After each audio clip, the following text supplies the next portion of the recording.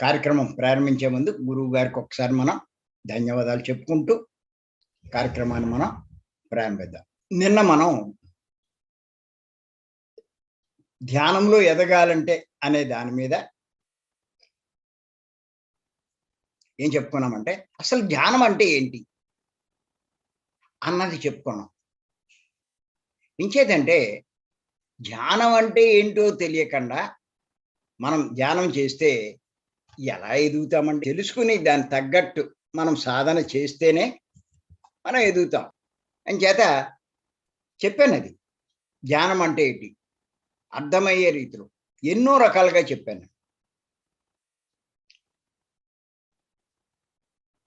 ఏమని చెప్పానంటే, to delink with body and mind and link with the soul. అంటే దాని తెలుగులో అర్థం ఏంటంటే, ధ్యానం అంటే శరీరము మనస్సుతో ఉన్న బంధాన్ని తెంచుకోవడం, ఆత్మతో బంధాన్ని ఏర్పరచుకోవడం. ఆత్మ అంటే దైవం, దైవంతో బంధం ఏర్పరచుకోవడం, దాన్నే ధ్యానం అంటారు. అంటే శరీరం పనిచేస్తున్నా అది ధ్యానం కాదు, మనసు పనిచేస్తున్నా అది ధ్యానం కాదు. ఇంకా వాటితో సంబంధం కోల్పోవాలి. ఎలా కోల్పోతాం? కళ్ళు మూసుకోగానే శరీరంతో సంబంధం కోల్పోతాం. మీరు కళ్ళు మూసుకుంటే దేహస్థితి ఉండదు, శరీరంతో ఉన్న సంబంధం పోతుంది. కానీ వెంటనే రకరకాల ఆలోచనలు వస్తాయి మనకి. ఆలోచించేది ఎవరు? మనసు. అంటే శరీరంతో సంబంధం కోల్పోయినా మనసుతో సంబంధం ఏర్పడింది. సహజంగా అందరికి వచ్చేది ఆలోచనలు. కానీ మన గైడింగ్ మాస్టర్లు ఏం చేస్తారంటే, అలా కళ్ళు మోయించి వాళ్ళు ఏయో చెప్తూ ఉంటారు, మాటలు గైడ్ చేస్తూ ఉంటారు. గైడ్ చేస్తూ ఉంటే వాళ్ళు మనసుతో వింటూ ఉంటారు, వినేది మనసే. అక్కడ ఏంటంటే ఆలోచనలు ఉండవు, కానీ ఈ మాటలు వింటూ ఉంటారు. మనసు ఆలోచనలోకి వెళ్ళదు, ఎందుకంటే డైవర్ట్ చేశారు వీళ్ళు మాటల మీద. వీళ్ళు మాటలు ఆగిపోతే, చెప్పడం ఆగిపోతే మళ్ళీ ఆలోచనలు వస్తాయి. కానీ వాళ్ళు ఏం చేశారు అంటే, ఆలోచనలు లేవు అని మనకి చెప్పడానికి మనసును డైవర్ట్ చేశారు. ఆ పని చేసే మనసుకి ఇంకో పని చెప్పారు. మీరు ఒకటే గుర్తెట్టుకోండి, మనసు ఎప్పుడూ ఏదో ఒక్క పనే చేయగలదు, ఒకేసారి 2 పనులు చేయలేదు. బాగా గుర్తెట్టుకోవాలి. మీరు అబ్జర్వ్ చేయండి, మీకు తెలుస్తుంది. మనసు యొక్క సామర్థ్యం ఏంటంటే, ఎప్పుడైనా సరే ఒకేసారి 2 పనులు చేయదు. ఒక్కసారి ఒక పనే చేస్తుంది. ఒకేసారి 2 రకాల ఆలోచనలు ఉండవు. ఒకటి అయిన తర్వాత ఇంకోటి, మళ్ళీ దాంట్లో దీంట్లోకి రావచ్చు, దీంట్లో దాంట్లోకి వెళ్ళొచ్చు. అది అయిన తర్వాత ఇది.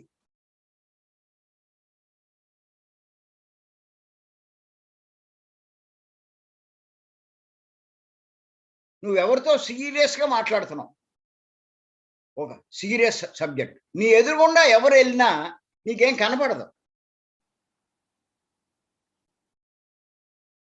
వాళ్ళు నువ్వు చూసావు అనుకుంటారు, కానీ నీ దృష్టి దేని మీద ఉందంటే వాళ్ళతో డిస్కషన్ మీద ఉంది, సబ్జెక్ట్ మీద. వాళ్ళు కొన్ని కళ్ళు తెరిచున్నా వాళ్ళని చూడవు. కారణం ఏంటంటే మనసు దీని మీదకి వెళ్ళిపోయింది. అంచేత ఆలోచనల మీద ఉన్నటువంటి మనసును ఈ గైడింగ్ మెడిటేషన్లో ఈ మాస్టర్స్ మాటల మీదకు మళ్ళిస్తారు. మళ్ళించి ఏమని చెప్తారంటే, మీరు చూసుకోండి కావాలంటే, నేను గంట చేయించాను, మీ గైడింగ్ మెడిటేషన్‌లో కూర్చున్నారు, 2 గంటలు కూర్చొని మీకు ఏ ఆలోచన రాలేదు చూసుకోండి అంటారు. వాళ్ళకి నిజమే అనిపిస్తది. అరే! గైడింగ్ వల్ల ఆలోచన రహిత స్థితికి నేనెళ్ళిపోయానేమో అని ఫీల్ అవుతూ ఉంటారు. నిజంగా ఆలోచన రహిత స్థితికి వీళ్ళు వెళ్ళలేదు. ఆలోచనల మీదున్న మనసును డైవర్ట్ చేశారు. విపరీతమైన ఆలోచనలతో బాధపడుతున్న వాళ్ళు, నిద్ర పట్టక బాధపడుతున్న వాళ్ళు ఏం చేస్తారు ఆలోచనల నుంచి బయటపడాలంటే? టీవీ ఆన్ చేసి ఓ సినిమావో, సీరియలో చూస్తూ కూర్చుంటారు. ఏం చేశారాళ్ళు? ఆలోచించి ఆ మనసుని ఆ సినిమా మీదకి మళ్ళించారు. సినిమా చూస్తున్న సేపు ఈ ఆలోచనలు రావు. సినిమా కట్టేసి మళ్ళా పడుకుంటే మళ్ళా ఇయ్యే ఆలోచనలొస్తాయి. మరి ఇంతసేపు 2 గంటల సినిమా చూసినా వీళ్ళకెందుకు రాలేదు అంటే, మనసుని వీళ్ళు మళ్ళించారు. ఇక్కడ అంతే. ఈ గైడింగ్ మెడిటేషన్‌లో.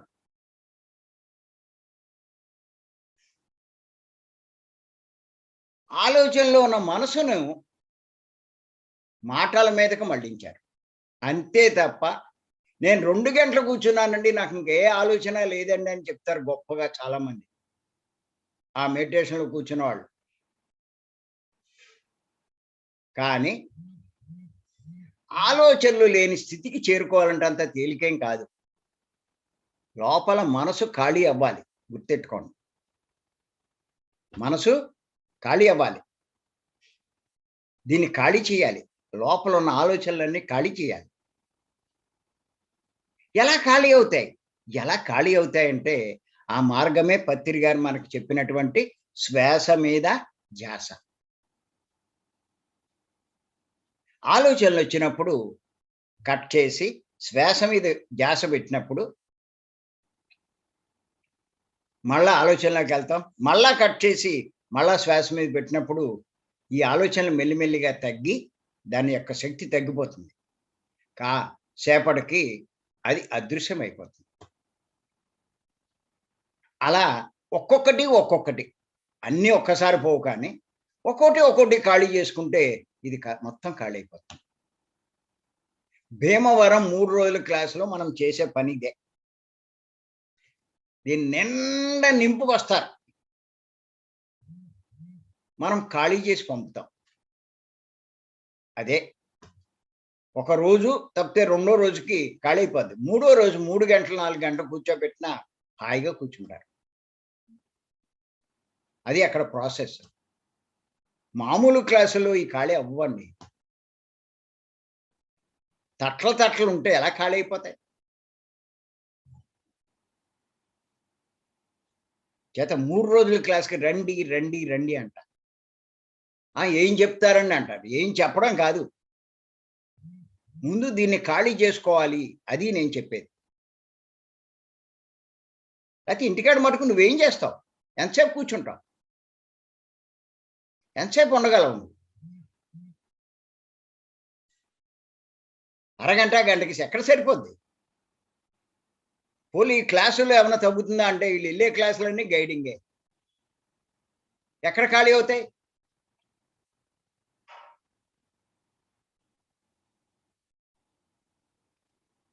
ఇంచేతంటే ఎప్పుడైతే మీరు శ్వాసను గమనిస్తారో, దాన్ని కట్ చేయని వెంటనే దాని యొక్క శక్తి తగ్గిపోతుంది. ఎందుకు శ్వాసనే గమనించాలంటే,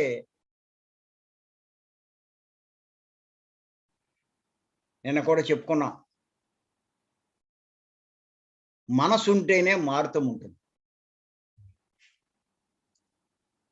ఈ వాయు సంచారానికి మనసుకి సంబంధం.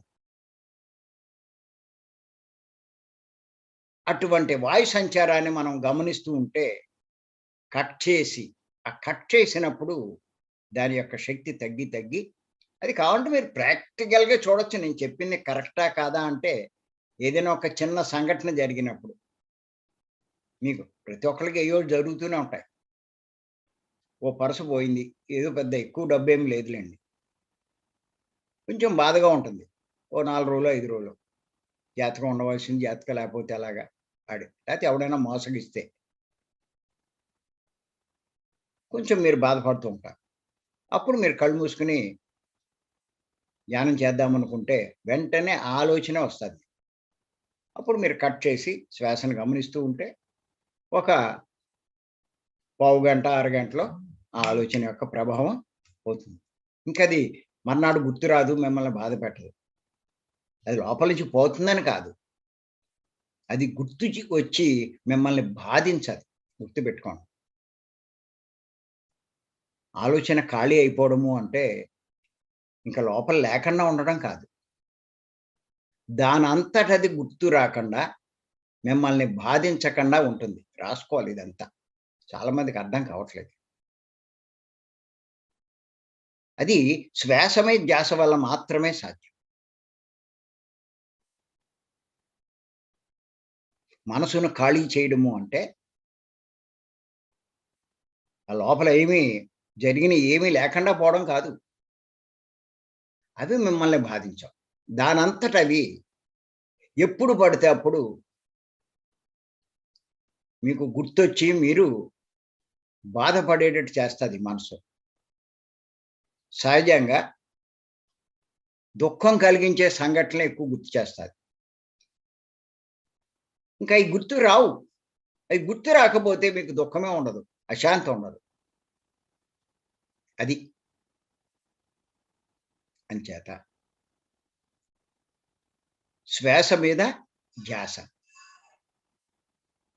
Perfect meditation. పత్రి గారు ఎంతో రీసెర్చ్ చేసి, బుద్ధుడు 6 సంవత్సరాలు అనేక సాధనలు చేసి, వీటిలోనూ ఏమీ లేదు అని అర్థం చేసుకొని, చివరికి శ్వాసను గమనిస్తే ఆయన అప్రయత్నంగా ఆయన ఆ స్థితికి చేరుకున్నాడాయన. ఆ ఆత్మ సాక్షాత్కారం. దాన్నే మోక్షం అనండి, ఇంకోటేమన్నా నిర్వాణం అనండి, ఏదనండి. అది పొందాడాయన. అదే అందరికీ చెప్పాడు. అదే పత్రి గారు. ఎన్నో సంస్థలు తిరిగి, ఎంతో మంది గురువులను తిరిగి, అన్నిటిని అధ్యయనం చేసి, వాటిలో ఏమీ లేదు, సరైన రిజల్ట్ మనకు రాదు అని అన్నీ పక్కన పడేసి, చివరికి ఆయన స్నేహితుడు రామ్ సుబ్బారెడ్డో ఏదో ఉంది. ఆయన ద్వారా ఈ శ్వాస మీద ధ్యాస తెలుసుకొని, ఇది కరెక్టు అన్నది ఆయన అర్థం చేసుకున్నాడు. అదే ఇప్పుడు అందరికీ చెప్పాడు. అదే ఇప్పుడు అందరూ చేస్తూ ఈ స్థాయికొచ్చింది ఇప్పుడు సంస్థ.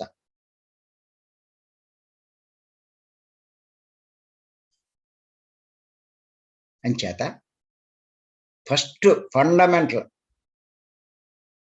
ధ్యానంలో ఎదగాలి అంటే సరైన ధ్యానం చేయాలి. Perfect meditation. ఏమిటి అంటే శరీరంతోటి, మనస్తోటి ఉన్న బంధాన్ని తెంచుకొని ఆత్మతో, భగవంతునితో బంధం ఏర్పరచుకోవాలి. అక్కడ ఎన్నో లాభాలు, అపారమైన లాభాలు వాళ్ళు పొందగలుగుతారు. అదే ఇందులో ఉన్న సీక్రెట్. చాలామంది ఆశ్చర్యపోతారట. ధ్యానంలో ఆ లాభం వస్తుంది, ఈ లాభం వస్తుంది అంటే ఎలా వచ్చేస్తది కళ్ళు మూసుకుంటే? రాత్రి మనం కళ్ళు మూసుకొని పడుకుంటున్నాం కదా గంటలు గంటలు.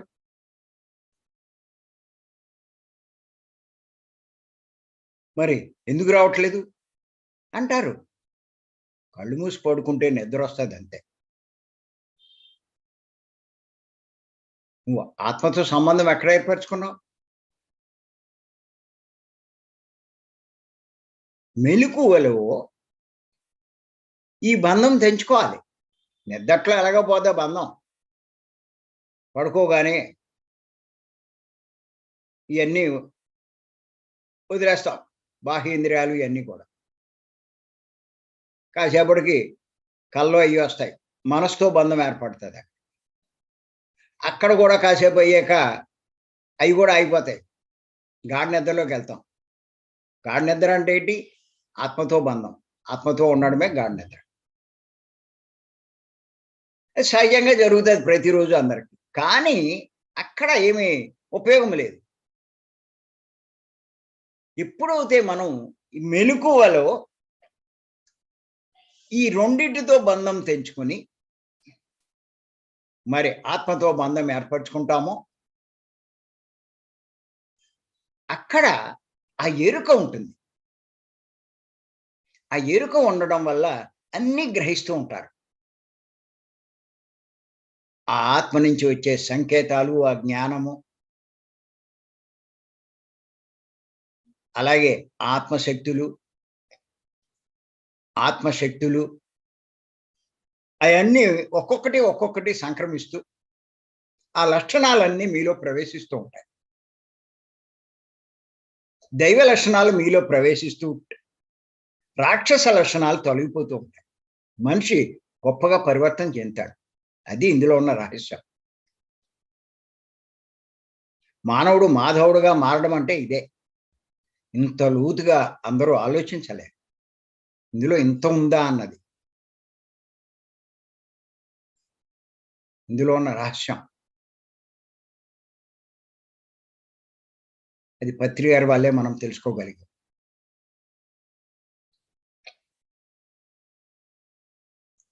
అంచేత గుర్తుపెట్టుకోండి. ఈ ధ్యానంలో ఎదగాలనుకునే వాళ్ళు నేను కొన్ని టిప్స్ చెప్తాను. ప్రతిరోజు పాటించవలసినటువంటి టిప్స్ అవి తెలుసుకోవాలి. రాసుకొని చెప్తాను నేను. మధ్య మధ్యలో ఎప్పుడప్పుడు ఒక్కొక్కసారి చదువుకుంటూ ఉంటాను. ఫస్ట్ పాయింట్ ఏంటంటే శ్వాస మీద ధ్యాస అన్న ధ్యానమే చేయాలి. శ్వాస మీద ధ్యాస అన్న ధ్యానమే చేయాలి. ఇంకా దీన్ని క్వశ్చన్ చేసేవాడు ఎవ్వడం లేడు మన సొసైటీలో కూడా. ఇంకేమని చెప్తారంటే వాళ్ళు ప్రారంభంలో ఉన్నారు, ఒక్కసారి వాళ్ళ వల్ల కాదు, అందుకే మేము ఇలా చేస్తున్నాం అంటారు. అంటూ వాడు బతుకంతా అలాగే చేయిస్తారు.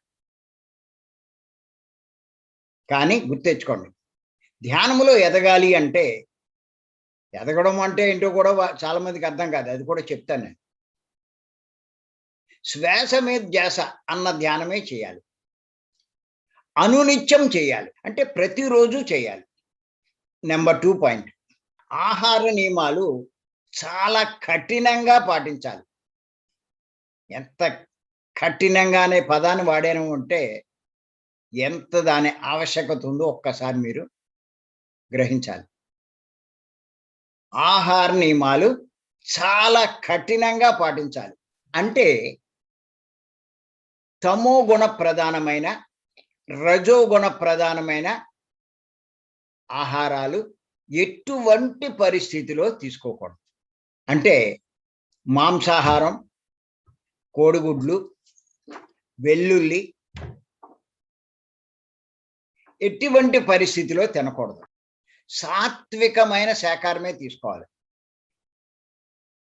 మాంసాహారం వండకూడదు. అలాంటి పరిస్థితులు ఉన్నప్పుడు ఏం చేయాలో అన్నది మీ తెలివితేటలు ఉపయోగించాలి. ఎలా దాంట్లో నుంచి బయటపడాలి. నెంబర్ 3, వీలైనంత నిశ్శబ్ద వాతావరణం కల్పించుకోవాలి ధ్యానం చేసేటప్పుడు. లేకపోతే అటువంటి సమయాన్ని ఎంచుకోవాలి. 4వ పాయింట్. ప్రాతకాల సమయమే ధ్యానానికి అనుకూలమైన సమయం. మీరు ఎప్పుడైనా చేయొచ్చు, దానికే ఇబ్బంది ఏం కాదు. కానీ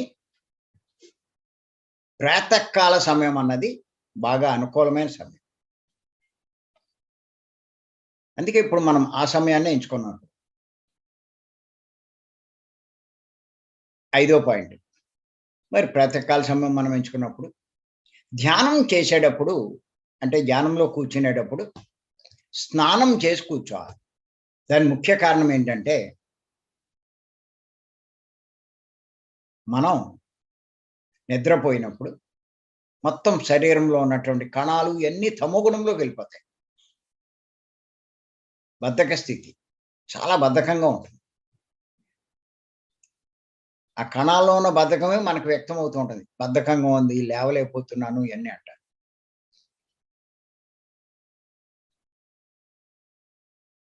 కానీ ఎప్పుడైతే మీరు స్నానం చేస్తారో ఆ టైంలో కొంచెం కష్టమైన 2 చెంబులు మీరు పోసుకునేసరికి ఈ కణాలన్నీ బాగా యాక్టివ్ అయిపోతాయి. మంచి యాక్టివ్ అయిపోతాయి కణాలన్నీ. యాక్టివ్ అయిపోయి మీకు హుషారొస్తది. సాధనలో బాగా కూర్చుంటారు.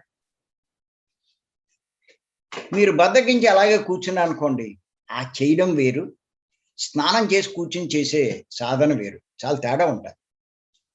ఈసారి మీరు గమనించుకోండి కావాలంటే. ఆరో పాయింట్.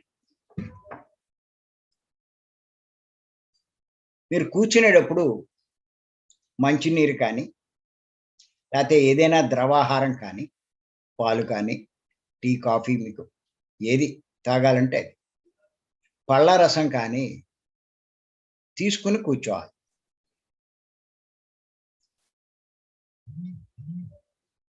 రాత్రంతా కడుపు ఖాళీ అయిపోతుంది. చేత ఏదో ఒక ద్రవాహారం మనం కూర్చోవాలి. అప్పుడు మీరు ధ్యానంలో మంచి డెప్త్‌కి వెళ్తూ ఉంటారు. 7వ పాయింట్ ఏంటంటే, కూర్చున్న ప్రతిసారి 2 గంటలు తగ్గకుండా చేస్తే మంచిది. మీరెప్పుడు కూర్చోండి. ఉదయమైనా సరే 2 అవర్స్. 8వ పాయింట్. ఇక్కడ మీరు బాగా గుర్తెట్టుకోవాలి. ఆలోచనలు వస్తున్నా నిరాశ పడకూడదు. ధ్యానంలో కూర్చున్నప్పుడు ముందు ఇబ్బంది పెట్టేది ఆలోచన.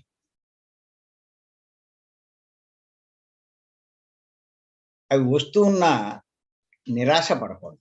అరెరే! ఆలోచనలు వచ్చేస్తున్నాయే, ఎన్నాళ్ళ నుంచి కూర్చున్నా వచ్చేస్తున్నాయే అని నిరాశ పడకూడదు.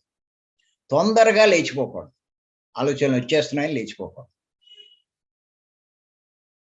కొంచెం ఓపికతో, సహనంతో కళ్ళు తెరవకుండా ఉండాలి. వస్తాయి లోపల ఆలోచనలు ఉంటాయి. కళ్ళు తెరవకండి.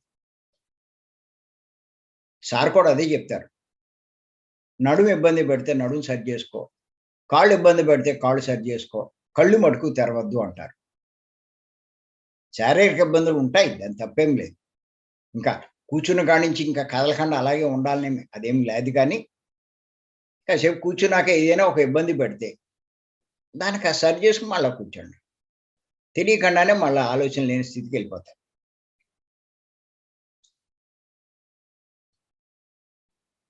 9వ పాయింట్.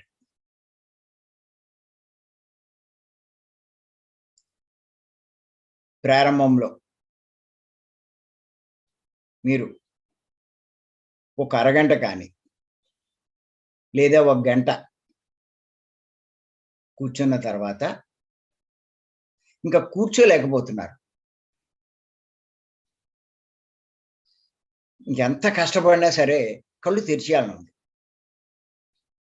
అప్పుడు కళ్ళు తెరవండి పర్లేదు. 2 గంటలు అని ఏం పెట్టుకోకండి. ఫస్ట్‌లో ప్రారంభంలో ఎవరికైనా కొన్ని ఇబ్బందులు ఉంటాయి. కళ్ళు తెరిచేయండి. మళ్ళా 10 నిమిషాల తర్వాత కూర్చోండి.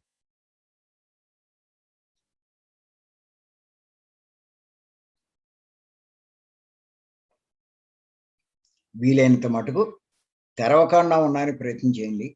2 అవర్స్. లేకపోతే ఇంకా మరీ కొత్త వాళ్ళ సంగతి చెప్తున్నాను. పాత వాళ్ళకి అక్కర్లేదు. ఆ ప్రాబ్లమ్ ఉండదు. 10 నిమిషాల తర్వాత మళ్ళా కూర్చోండి. మరీ ఆలోచనలు మీకు ఇబ్బంది పెడుతూ ఉంటే ఆ టైంలో 10 నిమిషాలు ఆ టైంలో ఏదైనా ఒక ఆధ్యాత్మిక పుస్తకం, ముఖ్యంగా పత్రిజీ పుస్తకం చదవండి. అప్పుడు మళ్ళా ధ్యానంలో కూర్చోండి. ఏ ఆలోచనలు మిమ్మల్ని ఇబ్బంది పెడుతున్నాయో ఈ చదవడం వల్ల మీ మనసు కొంచెం డైవర్ట్ అయ్యి ఆ ఇబ్బంది నుంచి కొంచెం బయటపడతారు. లేకపోతే అయ్యే ఆలోచనలు మిమ్మల్ని కుళ్ళబెట్టేస్తూ ఉంటాయి. దాంట్లోంచి పుస్తకం చదవడం వల్ల దీంట్లో విషయాలు కొన్ని పైకి లోపలికెళ్ళి ఆ ఇబ్బందిలోంచి కొంచెం మీరు బయటపడతారు. అలా పత్రిజీ పుస్తకం చదివి ధ్యానంలో కూర్చోవాలి.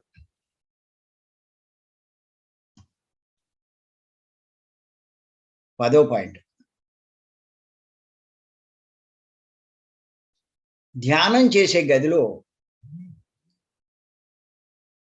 పనికి రాని టీవీ ప్రోగ్రామ్స్ పెట్టకూడదు. మీరు పెట్టినా, ఇంకోళ్ళు పెట్టినా, ఎవరు పెట్టినా పనికిరాని ప్రోగ్రామ్స్. పనికిరాని సినిమాలు, సీరియల్స్, చెత్త చెదారం, తిట్టుకోవడాలు, కొట్టుకోవడాలు, ఇవన్నీ అరుచుకోవడాలు ఇవన్నీ ఉంటాయి ఇందులో. అటువంటివి చూడకూడదు.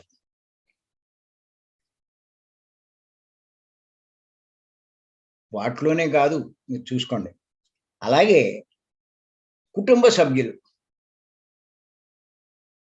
ఎవరో అవనివ్వండి, తండ్రి కొడుకులు అవనివ్వండి, భార్యాభర్తలు అవనివ్వండి, అత్త కోడళ్ళు అవనివ్వండి, అస్తమానం తిట్టుకోవడం, అరచుకోవడం ఇలాంటివి చేయకూడదు. మీరు ధ్యానం చేసే గదిలో ఇవన్నీ చేస్తే ఏమవుతుందంటే, గుర్తుపెట్టుకోండి, ఎందుకు చేయకూడదు అని అన్నానంటే, ఆ గదిలో వైబ్రేషన్స్ మారిపోతాయి. మీరు ఒకటే గుర్తుపెట్టుకోండి. మీ నోటమ్మట ఒక మాట వెలువడితే అది ఆ ప్రకృతిలో నిక్షిప్తం అయిపోయి ఉంటుంది. మనకు కనపడదు కానీ అక్కడే నిక్షిప్తం అయిపోతుంది. అందుకే మీరు చూడండి, అమెరికాలో మాట్లాడిన మాటలు ఇక్కడ మనం టీవీల్లో, సెల్‌లో వింటున్నాం మనం. ఇక్కడేముంది అంటే, ఆ మాటలు ఎక్కడి దాకా వచ్చేసినాయి అంటే, అంతలా వ్యాపించి అలా ఉండిపోతాయి. అలా మనం ఏ గదిలో ధ్యానం చేస్తూ ఉంటామో, అటువంటి గదిలో ఇలాంటివన్నీ పెడుతూ ఉండడం వల్ల, అక్కడే అవి నిక్షిప్తం అవ్వడం వల్ల, అవన్నీ నెగెటివ్ తిట్టుకోవడాలు, విమర్శించుకోవడాలు, ఇయన్నీ అరుచుకోవడాలు. పోన్లే మన ఇంట్లో మనం చేసుకున్నా పర్లా. టీవీ పెడితే ఆళ్ళు కొట్టుకుంటారు. ఆళ్ళు అరుచుకుంటారు. అయన్నీ నిక్షిప్తం అవుతాయి. మాటలన్నీను. టీవీ చూస్తున్నాం కదా అనుకుంటారు. అయి మాటలు కావా? వాటినన్నిటిని గదిలో ఎక్కించుకుంటున్నాం మనం. అలాంటి వాతావరణంలో మీరు కూర్చొని ధ్యానం చేస్తే ఆ వైబ్రేషన్స్‌లో ఎక్కడ మీకు ఇది ప్రశాంతత వస్తుంది చెప్పండి? ఆలోచనలోంచి ఉపశమనం పొందుతారు చెప్పండి? అంచేత అలాంటివి లేకుండా కొంచెం చూసుకోండి ఆ గదిలో. మీకు అందుకే అబ్జర్వ్ చేయండి. భీమవరం 3 రోజుల క్లాస్‌కొస్తారు చాలామంది. మీరు ఎవరైనా అబ్జర్వ్ చేశారో లేదో నాకు తెలీదు. చాలామంది చెప్తూ ఉంటారు. అక్కడ ఆ హాల్‌లో కూర్చున్నారు అంటే చాలు. ఎటువంటి వాళ్ళైనా, కొత్త వాళ్ళైనా గొప్ప ధ్యాన స్థితిలోకెళ్తారు. గంట కాదు 2 గంటలు కూర్చోబెట్టినా, ఆ 2 గంటలు కూర్చున్నట్టు ఉండదు. కొత్త వాళ్ళు కూడా ఆశ్చర్యపోతారు. మేమైనా సరే బయట కూర్చున్న దానికి, ఆ ధ్యాన మందిరంలో కూర్చున్న దానికి చాలా తేడా ఉంది. అక్కడున్న ఆ పవర్ అది. 18 సంవత్సరాల నుంచి విశేషంగా, విపరీతంగా అందరూ అక్కడే ధ్యానం చేస్తున్నారు. వందల కొద్దీ అక్కడ. ప్రతి నెల వచ్చి అంతమంది ధ్యానం చేస్తున్నారు. ఎంత ఆ వైబ్రేషన్స్, ఆ శక్తి అక్కడ ఏర్పడి క్రియేట్ అయ్యి ఉంటుందో చూడండి. అక్కడ పిరమిడ్ కూడా లేదు. మీకు కావాలంటే పిరమిడ్‌లో కూర్చున్న దానికి, ఇక్కడ దానికి, భీమవరం దానికి చాలా తేడా ఉంటుంది.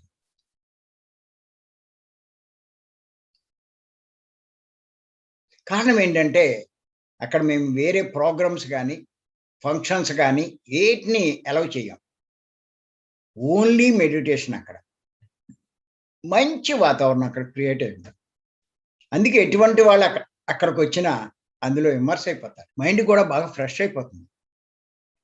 మేము చూస్తాం. అక్కడ ఉండి మేము క్లాస్ చెప్తే మాకే తెలీదు. అంత సబ్జెక్ట్ వస్తదక్కడ. ఇప్పుడు మేము ఇంట్లో ఈ గదిలోనే ఎప్పుడు చేస్తున్నాం అలానే. ఇక్కడికి ఎవడు రాడు, ఏమీ లేదు. మేమిద్దరమే. ఈ ధ్యానము, ఈ క్లాసులు ఇయే తప్ప ఇంకో వైబ్రేషన్స్ లేవు. ఇక్కడ కూడా బానే చెప్పగలుగుతున్నాం మేము. అంచేత ఏ గదిలో అయితే మీరు ధ్యానం చేయాలనుకుంటారో మరి అక్కడ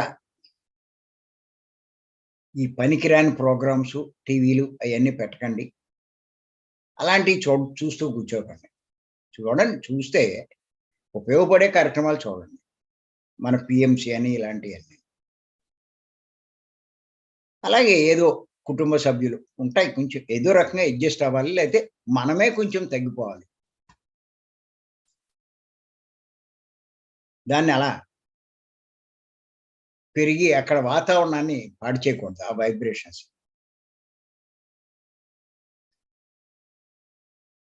మరి మంచి వైబ్రేషన్స్ ఉంటే ధ్యానంలో బాగా కుదురుతుంది. నాకు కుదరట్లేదు అంటే ఎలా కుదురుతుంది? అందుకే గుళ్ళల్లోకి వెళ్తే అక్కడ వైబ్రేషన్స్ బాగుంటాయి. అలాగే మాంసాహారం ఇవన్నీ బళ్ళు అవి ఇచ్చే ఆ గుళ్ళలోకి వెళ్తే కూర్చోలేరు, అసలు వాచిపోద్ది, అసలు ఉండలేరు, అక్కడికి వెళ్ళలేరు కూడా. అలాగే మన ఇంట్లో కూర్చున్నట్టు ఇంకోళ్ళ ఇంటికి వెళ్తే మనం ఉండలేం, అక్కడ ఉండే పరిస్థితులు వేరే ఉంటాయి. అక్కడ ఏమీ లేదు, అక్కడ వైబ్రేషన్స్. అలాంటి వాతావరణం క్రియేట్ చేసుకోండి. ఇంకోటి ఏంటంటే ప్రతిరోజు ఆ గదిలోనే ధ్యానం చేసే ప్రయత్నం చేయాలి. మీరు ఏ గదిలో ధ్యానం చేస్తూ ఉంటారో ప్రతిరోజు ఆ గదిలోనే. వీలైతే కుటుంబ సభ్యులంతా అందరూ చేస్తున్నారు అనుకోండి, అందరూ కూడా ఆ గదిలోనే చేయడం. అలా చేయడం వల్ల ఏమవుతుందంటే మంచి వైబ్రేషన్స్ ఏర్పడతాయి. పత్రి గారు ఏం చెప్తారంటే, పిరమిడ్ కట్టినంత మాత్రాన అక్కడ ఎనర్జీస్ పెరగవు. ఏ పిరమిడ్ లో నిత్యం ధ్యానం జరుగుతుందో అక్కడ ఎనర్జీస్ పెరుగుతాయంటారు. అలాగే పిరమిడ్ అనే కాదు, మీరు ఏ గదిలో చేస్తూ ఉంటే ఆ గదిలో ఎనర్జీస్ పెరుగుతాయి. అది తెలుసుకోవాలి మీరు. ఇంచేత అందరూ అక్కడ చేయడమే బెస్ట్. కొన్ని ఎగ్జామ్షన్స్ పరిస్థితులు ఉంటాయనుకోండి, దానికి నేనేమి అన్న కానీ వీలైనంత మటుకు ఈ రకంగా మనం మెయింటైన్ చేయడం మంచిది. 12వ పాయింట్, ఇది కూడా ఇంపార్టెంట్ పాయింట్. ఈ సాధనా మార్గంలో, ఈ ధ్యాన మార్గంలో వెనకాడేవారు, వెనకాడడం అంటే చెయ్యగలనా లేదా, కూర్చోగలనా లేదా అని ఆలోచించేవారు. చెయ్యలేనేమో అని సంశయించేవారు. అన్ని గంటలు కూర్చోగలనా, కదలకుండా ఉండగలనా, నడుం నొప్పి పెడుతుందేమో, కాళ్ళు నొప్పి పడతాయేమో అని ఆలోచిస్తూ కొంతమంది డిసైడ్ అయిపోతారు. ఒక గంట కూర్చుందాంలే అని, లేకపోతే ఒక అరగంట కూర్చుందాంలే అని ముందే నిర్ణయం చేసుకుంటారు. కానీ గుర్తుపెట్టుకోండి, అలా ముందే నిర్ణయించుకోవడం వల్ల మీరు కూర్చోగలిగినా కూడా కూర్చోలేరు. ఒకవేళ నిజంగా కూడా మీరు కూర్చోగలిగినా కూడా మీరు ఆ నిర్ణయించుకోవడం వల్ల కూర్చోలేరు, కూర్చోరు కూడా. యద్భావం తద్భవతి. నిర్ణయం చేసుకున్నారు, ఇంకేం కూర్చుంటాడు. ఎప్పటికీ సాధనలో పురోగతి సాధించలేరు.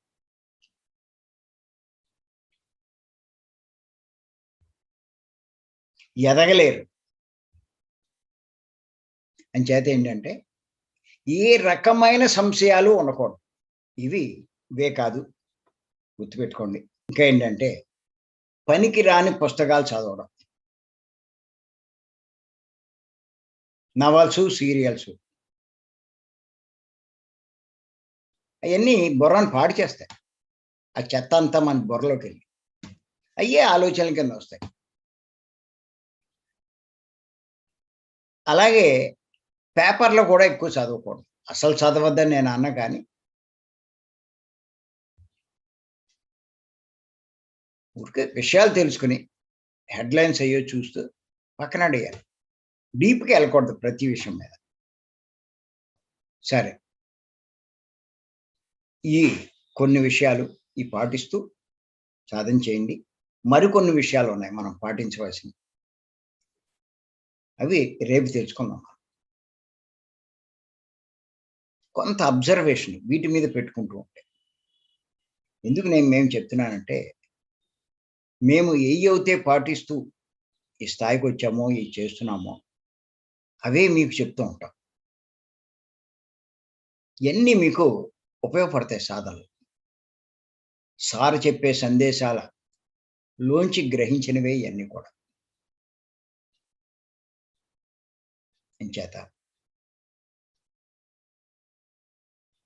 ఈ అవకాశం ఇచ్చిన మీ అందరికీ మరొక్కసారి ధన్యవాదాలు. Thank you. Thank you. Thank you.